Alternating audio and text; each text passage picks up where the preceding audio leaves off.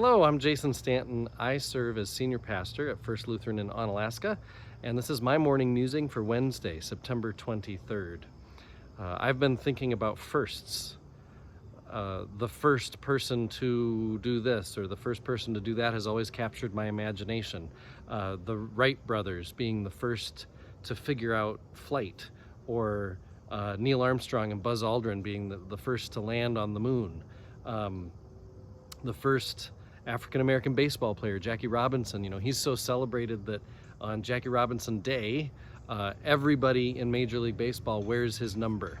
His number is retired for every team because they recognize not only his individual greatness, but how much more difficult it was for him to be great being so alone. Being the first in any way,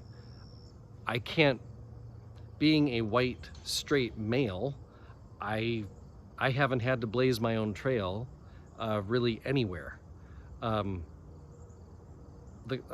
Honestly, the closest I can imagine is, when I was at seminary in the South, I was one of the few who weren't from the South. That wasn't hard.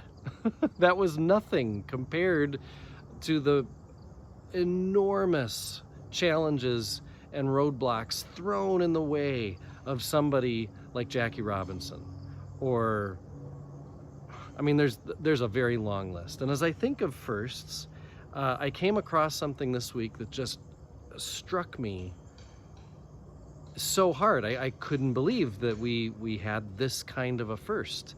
It has to do with those U.S. citizens who are celebrated and honored by having their coffins lie in state after their death. This whole tradition of the United States honoring their greatest citizens in this way, typically civil servants, started in the 1850s with former Speaker of the House Henry Clay. He was the first to be honored by lying in state. This is where 5 guards of honor, representing the 5 branches of the U.S. Armed Forces, stand guard while people come by over the course of a day or days to offer their respects. And 36 people have had this honor extended to them. 34 have accepted. Only Harry Truman and Richard Nixon, only their families have said no thank you. Abraham Lincoln was the second person to lie in state under the rotunda in our nation's capital. His catafalque, I love that word. It's a word I've only ever seen used when people are referencing Abraham Lincoln's, when his coffin was displayed.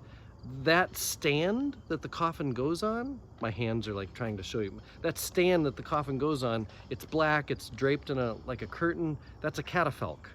And that Lincoln, that they built for him, that's the one they use for every single person who lies in state.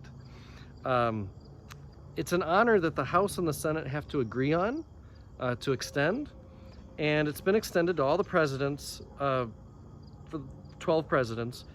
3 representatives from the House, including John Lewis in July. We just had this honor extended to John Lewis in July. 8 people who've been senators. There have been unknown soldiers, generals, an admiral, an FBI director, and the planner of the District of Columbia have all had this honor extended. 36 people, and not one woman. It stunned me. Maybe it shouldn't have.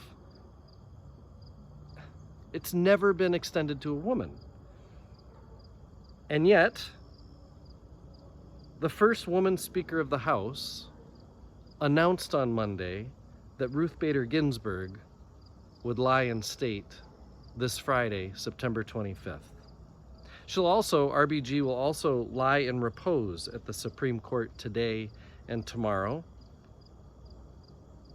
It is hard to believe she's the first, but if anyone is to be the first, I think it's very good that it's her. I am a man descended from strong women. married to a strong woman, trying to raise 2 girls into strong women. I serve a church with the only woman who's a pastor in our town. Boy, I think the world would be better off if we had more women in charge of more things. And I pray that the service that RBG offered to our country would only raise up even more girls into really significant roles of leadership. And so today, I say thanks be to God for RBG.